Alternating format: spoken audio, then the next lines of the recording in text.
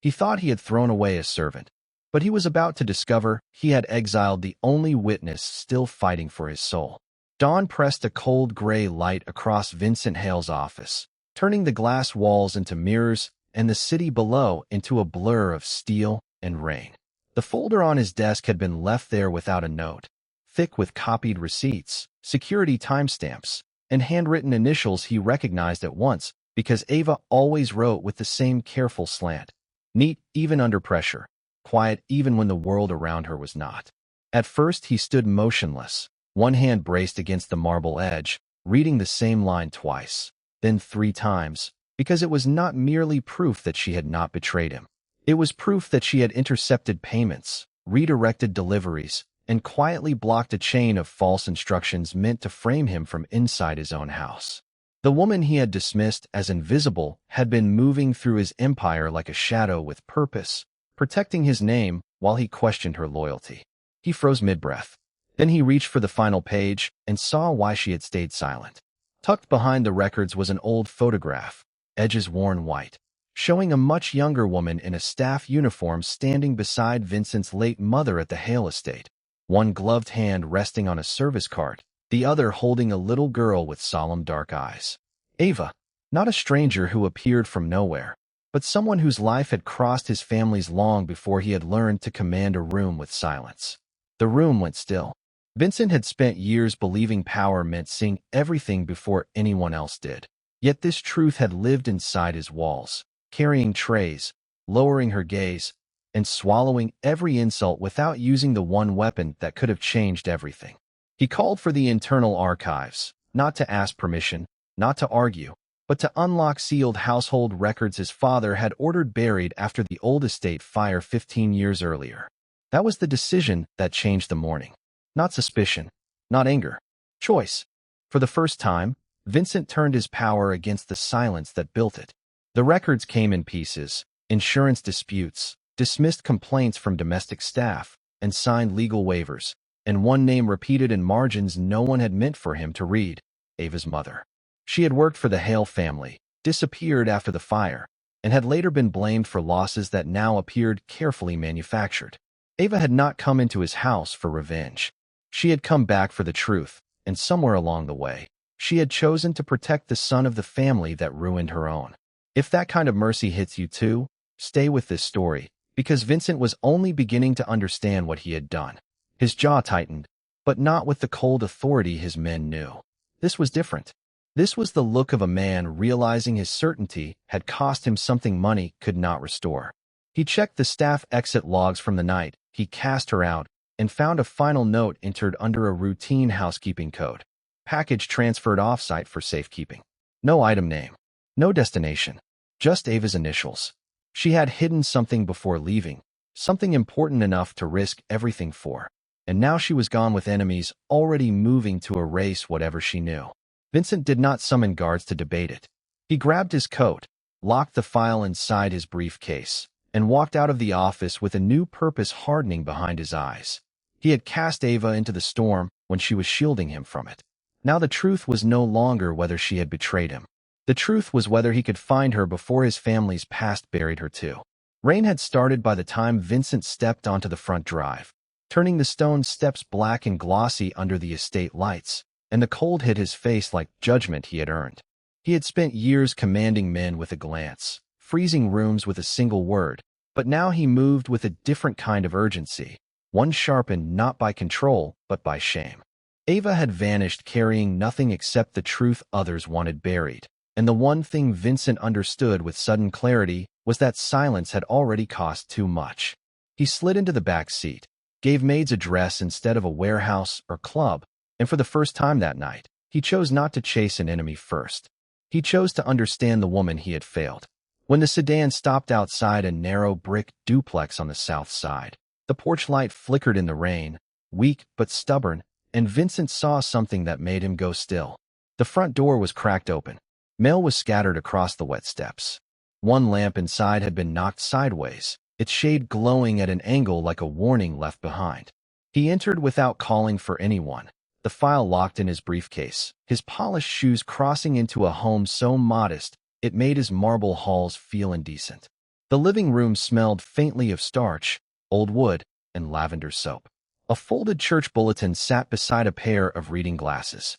On the wall hung a framed photo of Black Maid CH in a plain uniform, standing beside an older woman in a wheelchair, both of them smiling with a dignity money could never buy. Vincent stared at the photograph longer than he should have. He had looked at her every day and never once seen her life. Then he heard it. Not fear, not footsteps, but the low mechanical hum of a medical device from the room beyond the hall. He followed it and found the older woman awake in bed, silver hair pinned back, oxygen tubing beneath her nose, her hand resting over a blanket she had clearly been clutching alone for too long.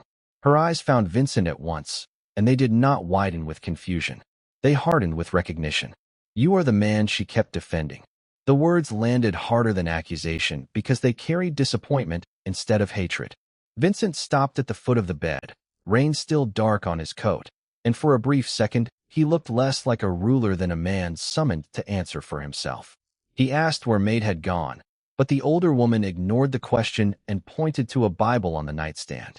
Tucked inside was an envelope with Vincent's name written in careful handwriting. He opened it with hands far steadier than he felt. Inside was a receipt from a private clinic, 3 months of payments, all made in cash under a false donor name Vincent recognized immediately from one of his own shell charities. Beneath the receipt was a note in Black Maid CH's hand. She had discovered years ago that money from one of the foundation accounts had been redirected by a member of Vincent's family. She had stayed close not to expose him, but to quietly return what she could by channeling funds into medical bills, housing support, and legal aid for families his empire had ignored. She wrote that if anything happened to her, Vincent should know she never took a dollar for herself. She only kept the books balanced in places his conscience never looked. The room went silent. The rain tapped the window. Somewhere far away, a siren rose and faded. Vincent lowered the letter slowly, and the truth changed shape inside him. Black Maid CH had not been living under his protection. She had been repairing damage done in his name while he judged her from behind polished glass. If this truth hits you too, stay with it, because the next choice will cost more than pride. The letter trembled once in Vincent's hand before he set it down on the desk, and in the hush that followed, another sound began to matter more than the rain. It was not outside. It was inside the house, somewhere deep in the east wing, a steady metallic pulse that cut through the estate's careful silence like a clock that had been waiting years to be heard. Vincent lifted his head. He knew every locked room in this house, every guarded hallway, every corner built to keep family secrets polished and unseen. But this sound did not belong to the life he controlled. It belonged to the life that had been hidden from him. He moved without calling for security, without summoning a driver, without giving an order to soften his fear into routine. For the first time that night, he chose not to arrive as a boss. He chose to arrive as a son who was already too late. The hallway lamps threw long amber bars across the marble floor as he followed the sound past portraits, past closed doors, past the chapel his mother once used when she still believed prayer could survive in this family. At the end of the corridor, behind a linen closet no one had touched in months, he found the panel half open. Black Maid CH had left it that way on purpose. Not careless, deliberate, an invitation or a warning. He pulled the panel wider and saw a narrow service stair curling down into darkness beneath the estate, older than the renovated house above it, older than his father's public respectability. The air below smelled of dust, damp paper, and something else that froze him harder than the cold. Hospital antiseptic. Vincent descended slowly, one hand against the stone wall, his polished shoes slipping against steps built for servants who were meant to remain invisible. At the bottom, a single bulb swung above a small underground room. Shelves lined the walls. Ledger books, medicine bottles, a folded wheelchair, blankets, cases of canned food.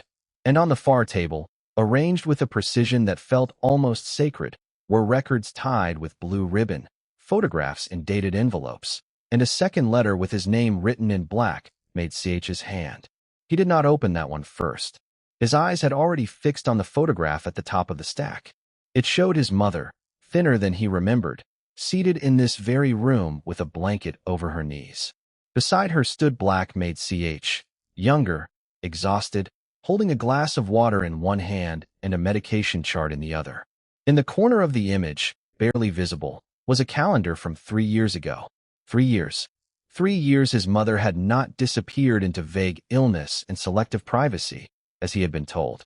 3 years she had been hidden here during the worst of her decline, away from guests, donors, and gossip pages, while the family name remained immaculate above ground. Vincent stopped breathing for a moment as the truth assembled itself with brutal clarity. Blackmaid CH had not merely protected him from scandal. She had cared for the woman his own family chose to erase. She had done it beneath his feet while he mistook her silence for deceit. He reached for the second letter then, his fingers unsteady, and unfolded it under the swinging light. Her words were plain, almost painfully so. If you found this, it means they finally pushed me out before I could finish. Your mother asked me not to let them move the last records. She said you deserved one honest thing in this house. The doctor came privately. The bills were paid in cash. Maid signed for deliveries when your father did not want a staff record. If anything happens to me, do not trust the story already prepared for you. Vincent read the lines twice, then a third time, because each sentence stripped another layer from the life he had inherited. This was no longer a question of whether Blackmaid CH had been loyal. That question was dead. The room did not feel grand anymore.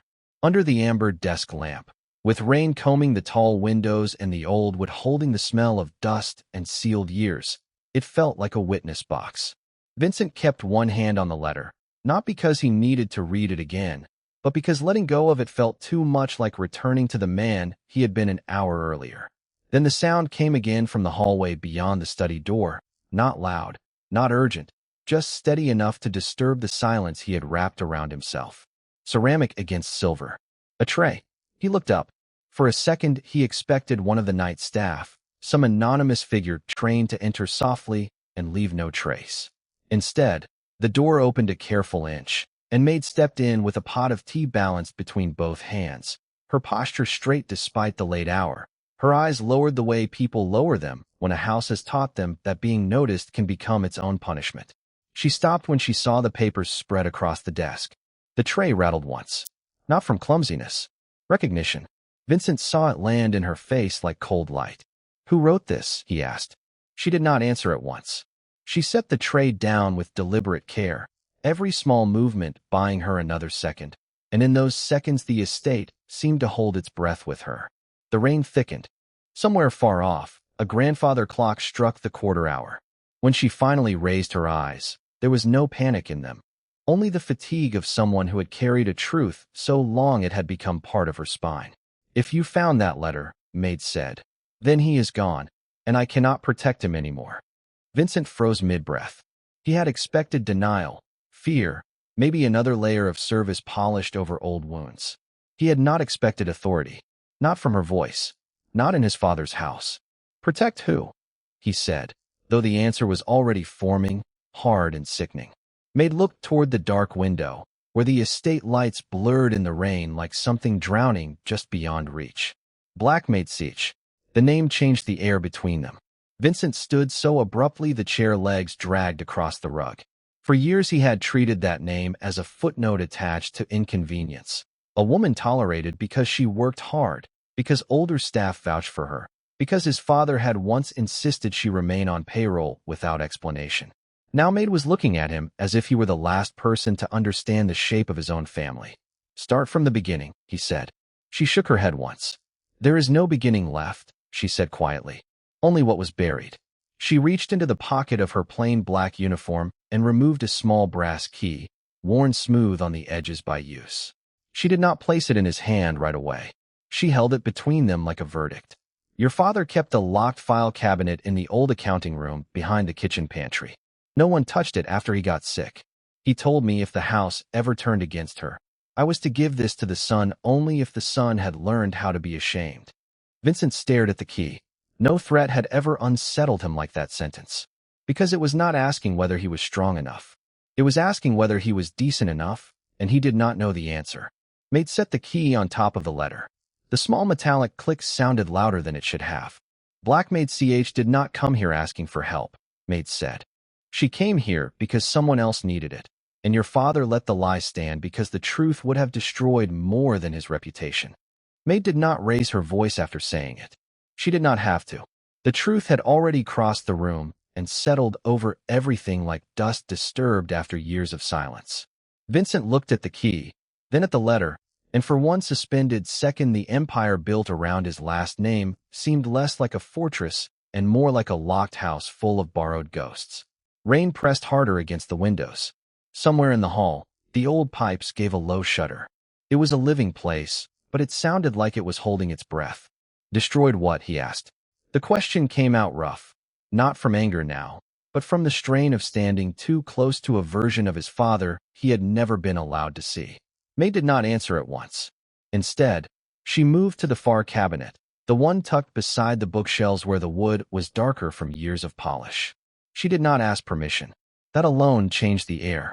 Until this moment, Vincent had been the one demanding answers, opening drawers, deciding what mattered. Now Maid chose the direction, and he understood with a quiet shock that she had not come back into this room to accuse him. She had come back to decide whether he could be trusted with what came next. She slid the cabinet open and reached into the back corner, behind ledgers no one had touched in years. When she turned, there was a slim leather folder in her hand, cracked at the edges, tied with a faded black ribbon. She held it carefully, as if respect had survived where justice had failed. Your father kept 2 records, Maid said. One for business, one for conscience. Vincent said nothing. Her eyes stayed on him, steady and unsentimental. Black Maid carried money out of this house under her own name, so a witness and her little boy could disappear before they were found. Your father arranged it. Then he let the city believe she had stolen from him. Because if anyone traced the transfer back here, that child would have been dragged into a war he never chose. The room went silent in a new way then, not with uncertainty, but with impact. A lie he had thought was an old disgrace suddenly revealed itself as a shield. Not for profit, not for weakness, for protection. Vincent felt the shift physically, as if something inside his chest had dropped and struck bone. All those years, the story had been simple because simple stories are easier to inherit. A maid took what was not hers. A powerful man was betrayed. A house closed its doors. But the real story was uglier in one direction and holier in another. A woman had agreed to lose her name so a child could keep his life. Why did she accept that? Vincent asked. Because your father promised the boy would stay hidden, Maid said. Because Black Maid believed some stains were survivable if they kept blood off someone else's hands. Because she thought the truth would die with the men who made it necessary. Vincent stared at the folder. He did not reach for it.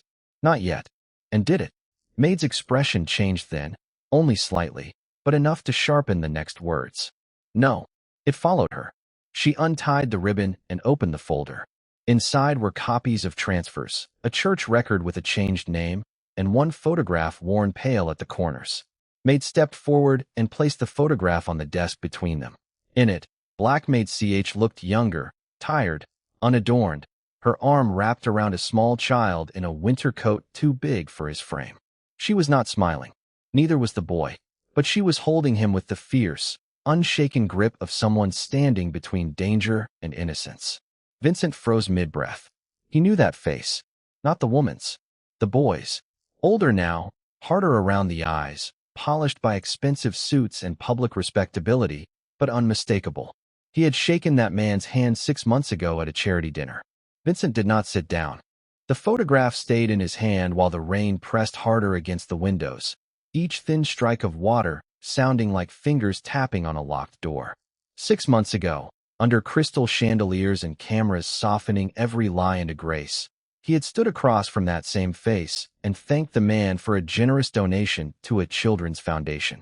He remembered the warm smile, the measured voice, the practiced sorrow whenever abandoned families were mentioned. He remembered envying that kind of public cleanliness. Now the image in his hand stripped it bare. The boy in the photograph had once been small enough to disappear inside a winter coat, and Black Maid had wrapped herself around him like a wall. The man from the gala had not built his reputation out of mercy. He had built it on surviving a truth someone else had carried for him. Maid watched Vincent's expression change by degrees, not dramatically, but with the cold, irreversible precision of glass cracking from the center. You know who he is, Maid said. Vincent gave a single nod. His voice came out lower than before. Yes. Silence opened between them, heavy and exact. It was no longer a house full of old papers and inherited excuses. It was a ledger. And for the first time in years, Vincent understood that his father had not merely hidden a kindness or buried a private shame. He had protected a man who had gone on to purchase admiration with money while Blackmaid CH had paid the interest in obscurity. Vincent crossed to the desk, set the photograph down with care, and reached for his phone. Maid's eyes sharpened at once. If you warn him, you finish what your father started. Vincent looked up, and something in his face made even that accusation pause in the air. He was not reaching outward for alliance. He was reaching inward, toward the machinery of his own name. He unlocked the screen, scrolled once, and pressed a number he had not used in years unless there was something in the family accounts that needed to disappear before sunrise. The line picked up on the second ring. Vincent did not waste a word. Freeze every charitable transfer tied to the Hawthorne Foundation by midnight. Put legal review on all future disbursements. No statements, no calls, no leaks. He listened for 3 seconds. Do it under my authority. He ended the call before the questions could arrive. Maid did not move, but the room changed around her. Money was not blood, but in houses like this, money had always been the weather, the electricity, the permission for certain faces to remain polished. Vincent had not threatened the man from the photograph. He had done something cleaner. He had shut off the applause. That foundation supports hospitals and food programs, Maid said. If you pull too fast, innocent people take the fall before he does. Vincent's jaw tightened. There it was, the next cost. Not pride now, not memory, but consequence measured in strangers who had never lied to anyone. He had acted like a son of this house, fast and absolute, and she had answered not with fear, but with a boundary. The old pattern could have repeated there. Order given, resistance punished. Instead, Vincent stood still and let the correction land. Then he called the number back. Change it, he said when the voice answered. Escrow the outgoing funds. Keep program operations alive. Lock executive access, board withdrawals, and discretionary accounts until I review every signature attached to them. This time he waded through the objection. If there is political fallout, it comes to me. He ended the call, slower now. Maid's hands remained folded, but some guarded tension in her shoulders loosened by an inch. She had not asked him to save Blackmaid CH. She had asked him not to crush the wrong people while trying to cleanse his own disgust. And Vincent, for once, had listened before power became damage. Maid was the one who moved first. Not with fear, not with pleading, but with the quiet precision of someone who had spent too many years surviving rooms where men spoke too loudly and listened too late. She reached into the worn leather handbag resting beside her chair and drew out a slim cream envelope, its edges softened by time, its seal already broken once and folded back with care. Vincent looked at it without taking it. His jaw set, the storm light from the windows cutting one side of his face into cold marble and leaving the other in shadow. The house was silent except for rain and the low hum of electricity in the walls, but something in that silence had changed. Until now, he had been correcting a wrong inside his own world. What Maid placed on the table belonged to the world outside it, cleaner on the surface, far filthier underneath. Read the back, she said. He did. There was no signature, only a date, an address in Brooklyn, and 6 words written in tight blue ink. If anything happens to me, open this. Vincent turned the contents over. Inside was a church bulletin, yellowed at the fold, and tucked within it, a donation card stamped with the crest of a family foundation he knew too well. The same foundation chaired by the polished man in the photograph. The same man his father had praised in public as respectable, disciplined, untouchable. Vincent's eyes lifted slowly. Maid did not look away. Blackmaid CH gave that to me the week before she disappeared, she said. She said if she ever lost her job, that meant one thing. If she ever vanished without her coat, it meant something else. Rain struck harder against the glass. Vincent felt the shape of the room tighten around him. Why keep this hidden, he asked. Maid's answer came without drama. Because Blackmaid CH thought your father still had one honest son, and she was afraid honesty would get him buried under men in suits before he knew where to look. The words landed cleaner than any accusation. Vincent lowered his gaze again and unfolded the bulletin completely. A name was circled on the inside program in black pen. Not the benefactor, not the priest. A a city council aide who had since become deputy mayor. For a long second, the only motion in the room was the flicker of amber lamp light across the polished table and the faint tremor in Vincent's fingers as he fit the pieces together. This was why his father had protected the lie, not merely to erase a private shame, but to preserve an alliance. Blackmaid CH had not been discarded because she was powerless. She had been removed because she had seen a chain connecting the house, the charity dinner, the foundation, and City Hall. The room went still. Then Maid reached for one more thing and slid it toward him. A receipt. Dry cleaning. Men's formal wear. Dated the morning after the church event. Picked up by a driver from his father's security detail, the same driver who had denied ever being in Brooklyn that week. Vincent froze mid-breath. It was small, almost insulting in its ordinariness, but that was what made it lethal. Not a rumor. Not grief. A paper trail. He looked at Maid differently then, as if understanding for the first time that she had not survived this long by waiting for rescue.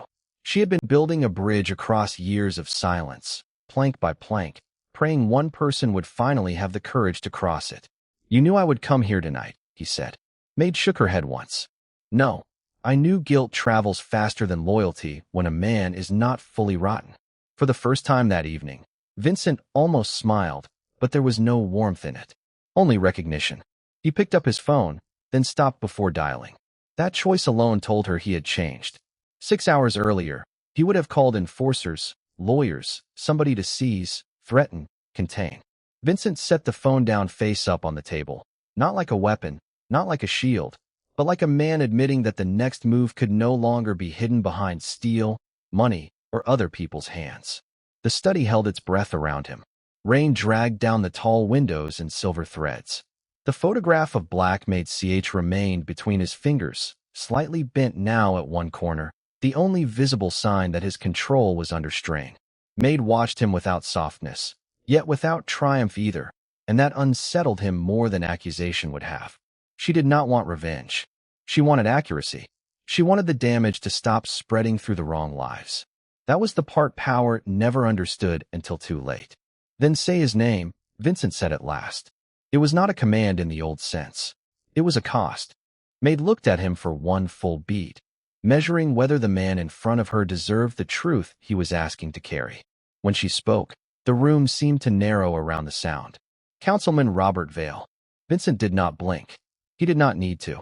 The shock moved through him in a colder way, deeper than surprise, because recognition arrived with memory already attached. A polished ballroom, flashing cameras, a hand on his shoulder, a speech about community grants and family values. The same man smiling beside Blackmaid CH in a photograph no one was supposed to see. For a moment, the study became something more dangerous than a crime scene. It became a ledger. Every favor, every dinner, every silent arrangement suddenly shifted columns. Vincent crossed to the desk and opened the lower drawer with measured care. Inside were 2 sealed envelopes, a silver lighter, and a leather folio filled with names he rarely needed to touch himself.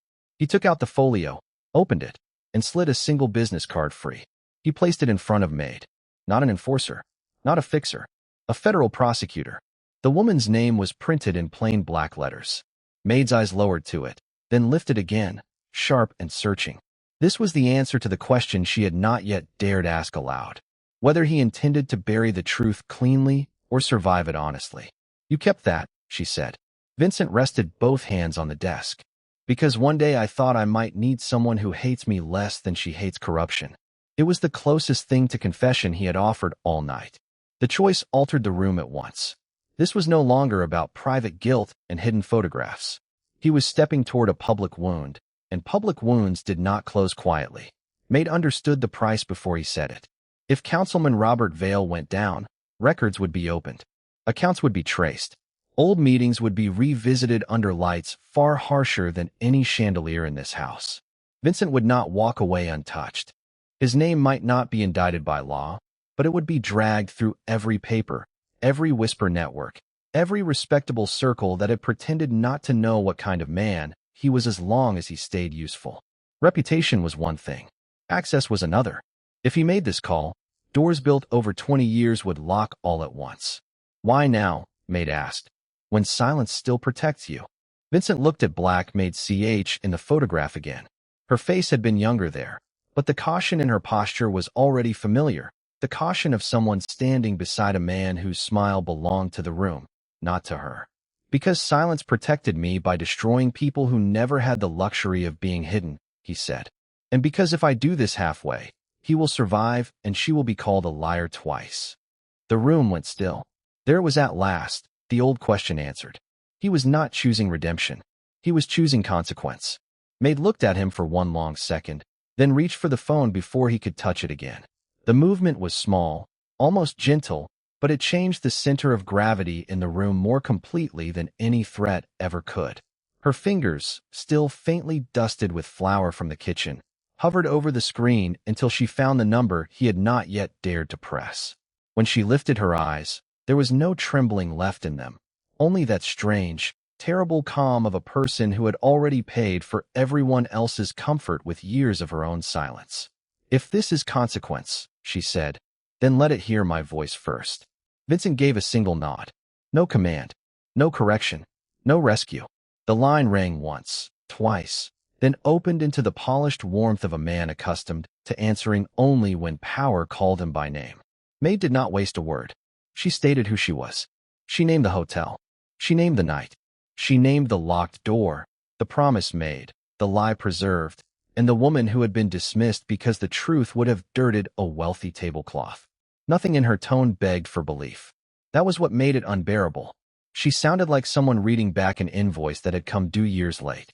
Vincent stood across from her, motionless, while the air in the study sharpened around each sentence.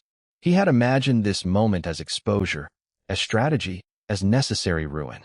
He had not imagined what it would cost to hear the damage spoken plainly by the person forced to carry it. On the other end of the line, the man tried interruption first, then polished confusion, then the old lazy cruelty of men who think certainty itself belongs to them. May did not argue.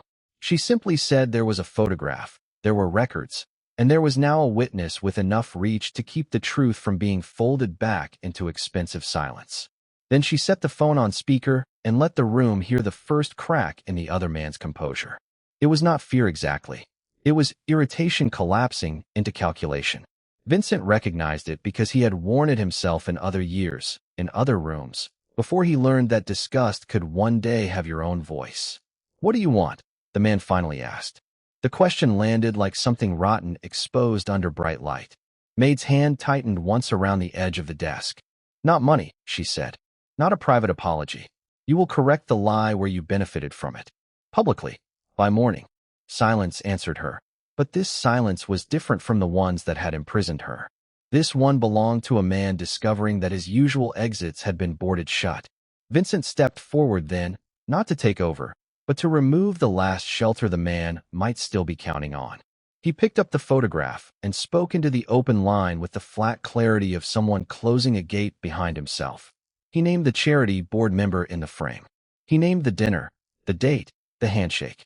He made it plain that if a statement was not issued before sunrise, every institution connected to that image would receive the file, the account, and his own testimony that he had concealed knowledge long enough to become part of the lie. The room did not grow louder after that. It went colder. The man on the phone understood at last that this was not a negotiation between predators. It was a dismantling. When he spoke again, the arrogance had thinned into the brittle voice of someone hearing reputation loosen under his own feet. He agreed. Not graciously, not honorably, but clearly. A written statement. A correction to the record. The woman previously discredited would be named and cleared. The call ended without farewell. For a few seconds, neither of them moved. Then Vincent exhaled as though he had been standing underwater.